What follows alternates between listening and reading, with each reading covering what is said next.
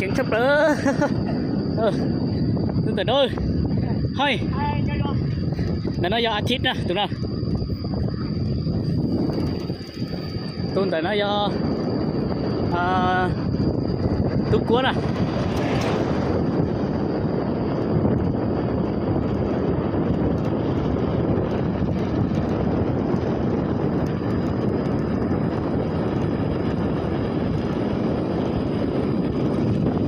Thôi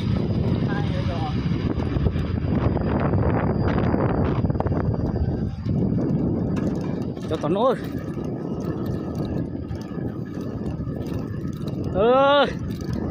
giờ cho tí tiền lì lo ta trứng không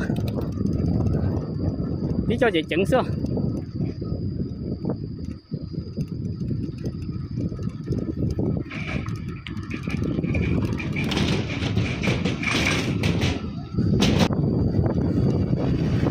trứng ta luôn đúng không hay. Today we are going to Guangxi waterfall, right? Yes. Okay. So we'll just go over there. Lấy cái đẩy map có thêm một rồi. Chả chết. Số lông map nè. Tụi nó mình lì nè. Hãng sắp tới là tụi nó tụi superhero với mình nè. Tụi mới rồi sắp tới trả chế về tụi dân như cho cá trong nữa tụi nó.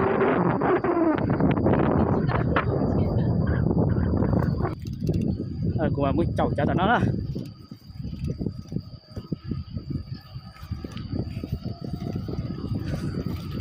Tụi nó tính cho mua rồi sao?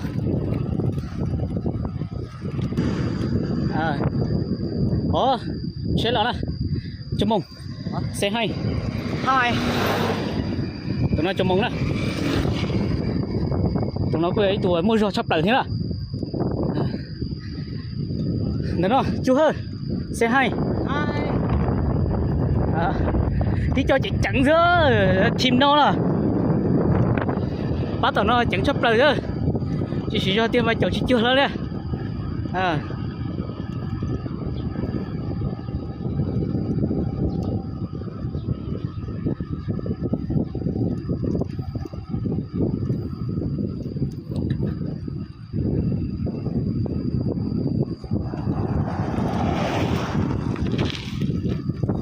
Tụi nó là cười thôi. Tụi nó ấy tụi căng chế thì mất kia sắp tới đó. Căng theo một rồi thế tụi nó là say hi.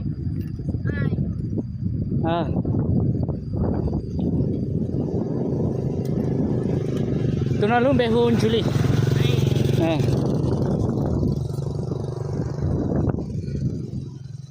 Chơi tu căng ngọc của tụi nó do hô hơi bé mỏng chó hơi giờ tụi mình con tròn bé nha hơi chị giờ tụi mua rồi sắp tới tổ chức thi nè cái này một sai nè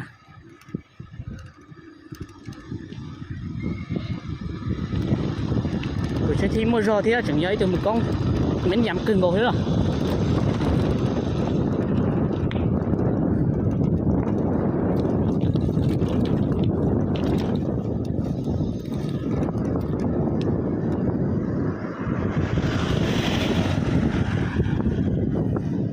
say hi. Hi. Rồi. Nó đi cùng với tụi bé aussi nó cũng xin đó. Tụi nó bé tụi mình con là thay mềm nhảm thia mua số sắp tới là tụi nó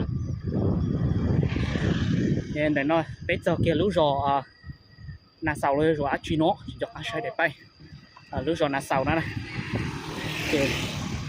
cái mày đi cho cá một to sẽ rồi lên chả cái mặt cá thay được đó bé tua cô lú lúa cho thế nào chuyện ra kia rồi nè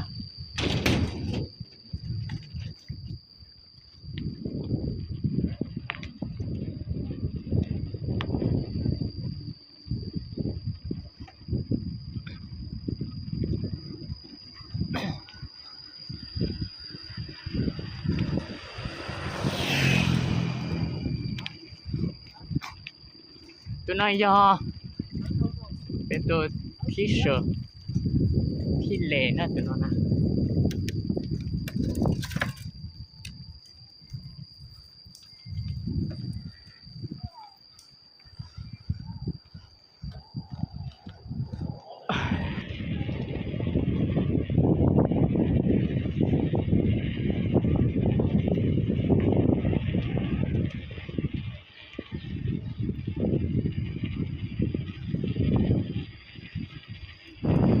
Vân à?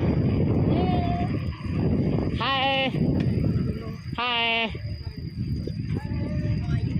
Hello.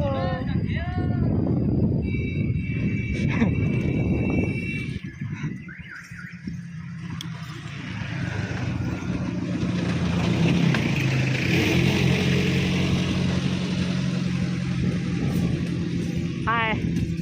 How are you? How are you? Hi. I'm fine. Yeah.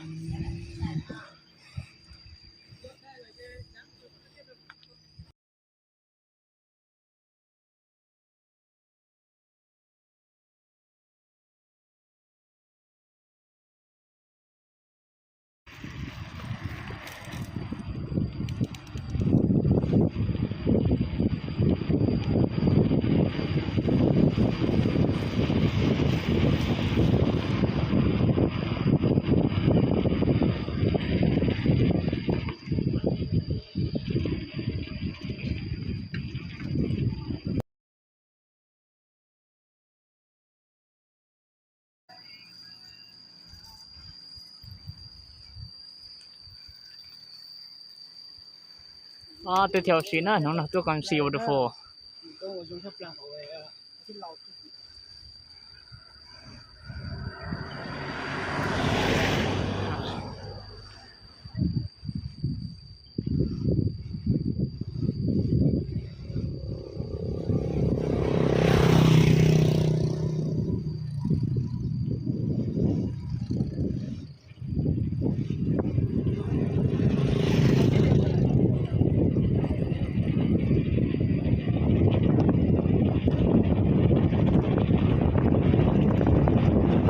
Chèn xí nữa, tôi xí nữa.